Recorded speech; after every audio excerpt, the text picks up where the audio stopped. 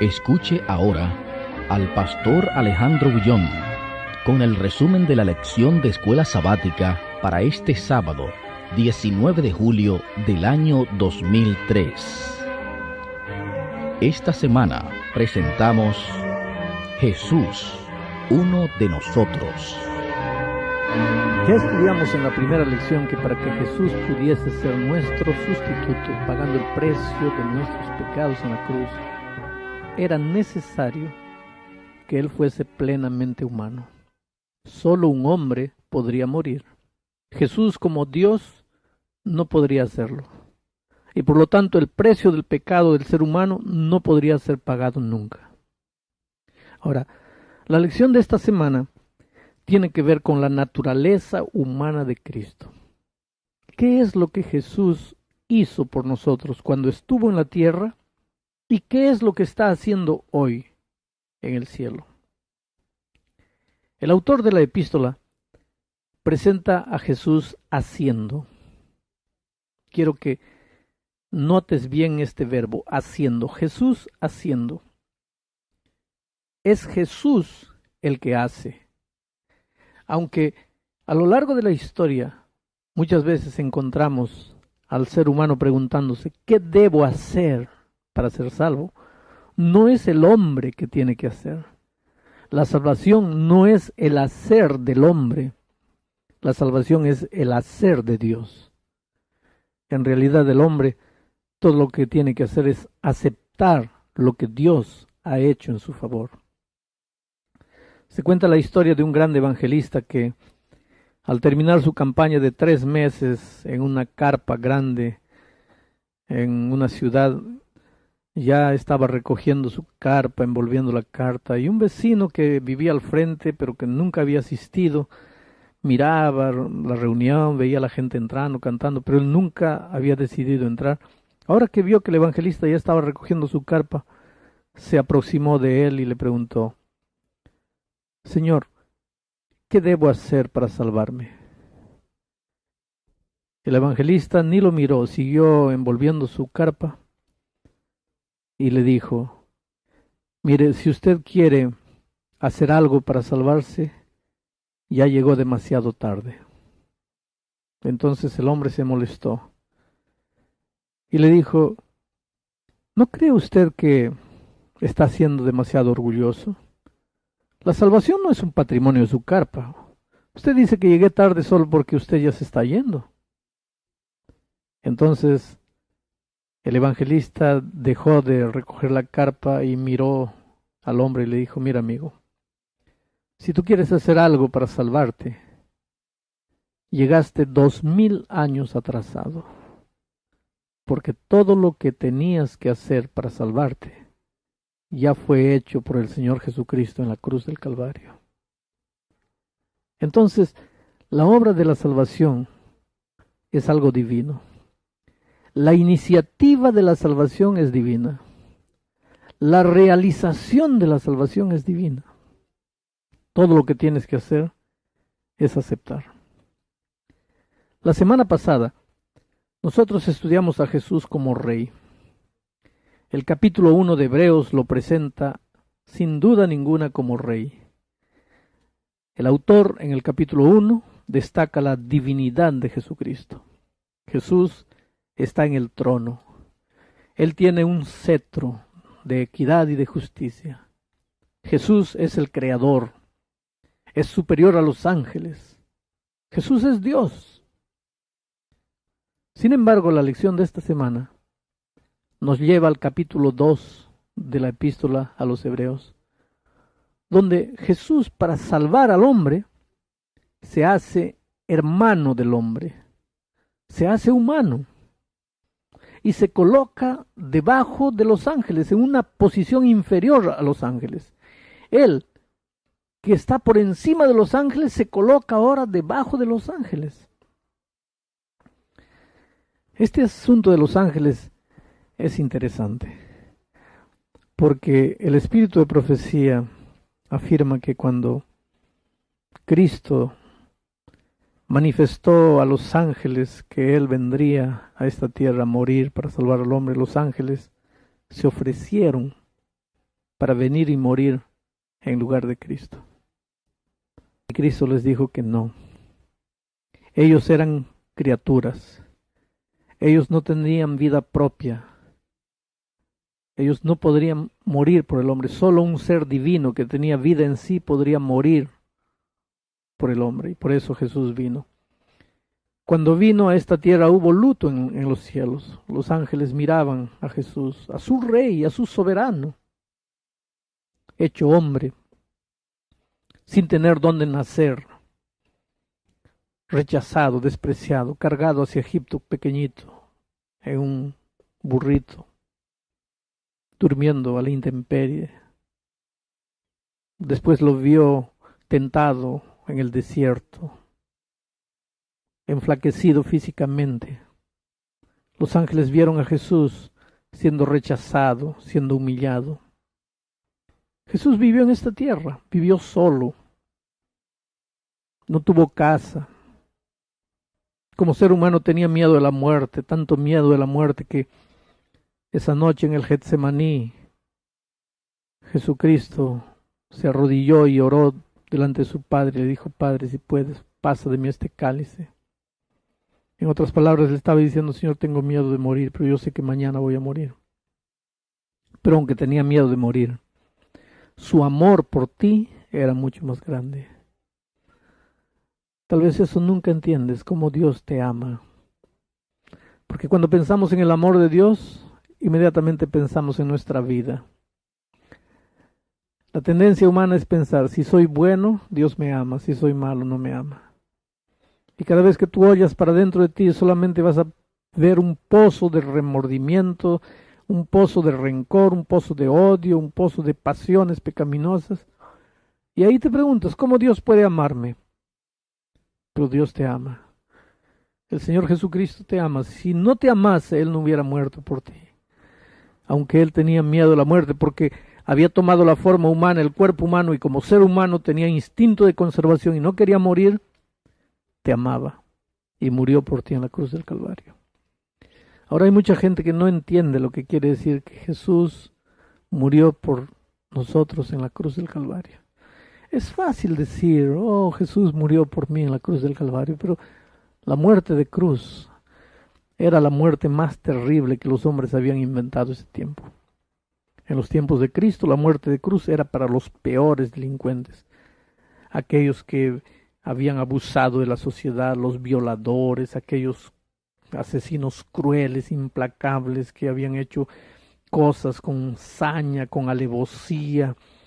Hoy día muchas veces cuando tú ves un crimen de ese tipo te quedas con una rabia en el corazón y dices: pero este miserable no tiene derecho de vivir. Bueno, en ese tiempo la sociedad inventó la muerte por crucifixión para ese tipo de gente, porque era la muerte por crucifixión era una muerte también estudiada para hacer sufrir a los hombres malos. Porque nadie moría porque le clavaban las manos y los pies; esos no son puntos vitales. El clavo no le entraba al corazón. Entonces, cuando levantaban al delincuente en la cruz, se quedaba vivo. Y dependiendo de la resistencia del delincuente, podía quedarse ahí 1 día, 2 días, 3 días vivo. Ahora mira, de día el sol le quemaba. La sangre que chorreaba traía las moscas lo incomodaban. El sol lo quemaba terriblemente. De noche venía el frío como un chicotazo, le daba. Al día siguiente el sol, en la noche siguiente el frío. No podía comer. Iba perdiendo las fuerzas, la ley permitía que solo le colocasen un poco de vinagre en la boca. Esa era la muerte de cruz. A veces el marginal, el delincuente, llegaba a un punto en que no aguantaba más y miraba a los soldados y les decía: por favor, mátenme, ya no aguanto sufrir tanto. Pero la sociedad decía: no, tienes que pagar ahí por todo lo que hiciste. Era una muerte cruel, inventado para los asesinos crueles. Y Cristo murió esa muerte. Eso es lo que no vamos a entender, como un rey, creador del cielo y de la tierra, adorado por millones y millones de ángeles, acepta hacerse hombre, plenamente hombre, indefenso, débil, cargando 4000 años de debilidad humana, y viene a esta tierra para morir por el hombre. Hebreos 2:11 dice lo siguiente: porque el que santifica y los que son santificados, de uno son todos, por lo cual no se avergüenza de llamarlos hermanos. Hay algunos pensamientos que necesitamos destacar en este versículo, Hebreos 2:11, porque a primera vista todos van a comentar el aspecto de Cristo como nuestro hermano, Cristo que tomó nuestro cuerpo, nuestra forma humana, nuestra naturaleza humana. Vuelvo a repetir, nunca digas nuestra naturaleza pecaminosa, porque Jesús no tuvo en su cuerpo tendencias al pecado, inclinación al pecado como la tenemos tú y yo, pero Él aceptó nuestra naturaleza humana, una naturaleza física, debilitada. Él tenía hambre, tenía sed. Si Él no muriese a la edad que murió, Él viviría con la media de vida de ese tiempo, ya no como Adán, como los primeros seres humanos que vivían 900, 800 años, ¿no? Es decir, Él ya tenía naturaleza física debilitada. Cristo se hizo nuestro hermano. Y en este versículo, los comentadores tal vez se van a limitar a analizar a Cristo como el hermano, pero yo quiero leer nuevamente el versículo porque hay aspectos que hay que destacar de este texto. Porque el que santifica y los que son santificados, de uno son todos. El que santifica. Aquí entra el tema de santificación de una manera interesante, porque muchos piensan así: Dios me justifica, pero en la santificación yo tengo que participar, yo tengo que esforzarme para cumplir, para guardar, para crecer en la vida de santificación. Algunos tienen horror a pensar en la idea de que la obra de justificación es divina, la obra de santificación es divina y la obra de glorificación es divina. Algunos piensan que en el proceso de la santificación la participación humana es indispensable. Pero el texto de Hebreos 2:11 es contundente al decir que Él, Jesucristo, es el que santifica. No eres tú. Tú tienes que recibir la santificación de Él. La obra de la salvación es Jesucristo que la hace. La obra de la salvación comprende tres cosas: la justificación, que es el perdón de tu vida pasada; la santificación, que es la victoria sobre el pecado en tu vida presente; y la glorificación, que es la extirpación completa y futura de la naturaleza pecaminosa. Eso solo cuando Cristo vuelva a esta tierra. Ahora, estas tres fases el hombre solo tiene que aceptar. Tú no puedes hacer nada para que Dios te perdone. Él te justifica. No puedes hacer nada para vencer el pecado. Él es el que te santifica, y no puedes hacer nada para librarte de la presencia del pecado. Él es el que te glorifica. Tú tienes que aceptar la santificación. Pero ¿cómo aceptas la santificación? No es quedarte sentado mirando la televisión con la mano extendida al cielo esperando la santificación. No, no es así. Tú aceptas la santificación cuando todos los días vas a Jesús y te arrodillas y abres la Biblia y pides que Él te ayude, que Él haga por ti lo que tú no puedes hacer por ti mismo. Entonces, si tú cada día separas tiempo para pasar con Dios, tú estás aceptando la santificación. Pero no me digas que tú estás aceptando la santificación si tú sales corriendo sin pasar tiempo con Dios. Entonces tienes que aprender a darle tiempo a Dios todos los días. Porque cuando tú aprendes a hacer eso, la voluntad divina se mezcla tu voluntad humana pecaminosa y tu voluntad pasa a ser una voluntad santificada, y entonces tú vences el pecado, porque es tu Rey, es Jesucristo que te santifica, que santifica tu voluntad, y con esa voluntad santificada el pecado no puede hacer nada delante de ti. Entonces el texto dice: porque el que santifica y los que son santificados, de uno son todos. O sea, el resultado de la santificación no es que dejas de comer esto, que no cortas el cabello, que no usas pantalón.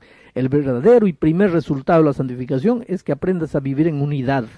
Unidad en la iglesia, sin estar peleando con el pastor, ni con el anciano, ni con el hermano. Unidad en la familia, sin estar peleando con la esposa, con los hijos. Unidad.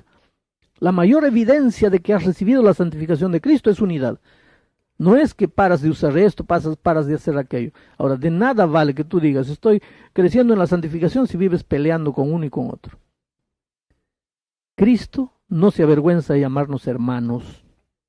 Nos adopta como parte de su familia. Pasamos a ser de sangre real. Otro texto importante. Hebreos 2:17. Por lo cual debía ser en todo semejante a sus hermanos, para venir a ser misericordioso y fiel sumo sacerdote en lo que a Dios se refiere, para expiar los pecados del pueblo. Quiere decir que Jesucristo tenía que ser semejante a sus hermanos, para venir a ser misericordioso. ¿Qué quiere decir misericordia? Misericordia y gracia son dos palabras que van siempre juntas. Por su misericordia Dios no nos da lo que merecemos. Y por su gracia Dios nos da lo que no merecemos. ¿Qué es lo que merecemos nosotros por nuestro pecado? La muerte. Bueno, por su misericordia Dios no nos da la muerte. ¿Qué cosa no merecemos? La vida. Bueno, por su gracia Cristo nos da lo que no merecemos, nos da la vida. Y aquí el texto de Hebreos 2:17 dice que nuestro sumo sacerdote, nuestro hermano mayor, el Señor Jesucristo, debía ser en todo semejante a sus hermanos para ser misericordioso. Quiere decir, el Señor Jesucristo se hizo hombre no solo para morir y salvarnos, sino para entendernos, para entender cómo nos sentimos cuando somos tentados, para entender cómo nos sentimos cuando somos rechazados, cuando somos abandonados, cuando somos traicionados. Ahora, Él como Dios podía entendernos. El problema no estaba con Él. El problema es que nosotros como hombres, si Cristo no se hubiese hecho hombre, podríamos decir, bueno, Él es Dios, ¿cómo puede entenderme? Él como Dios puede entender, porque ¿qué cosa hay que Dios no puede hacer? Puede entender.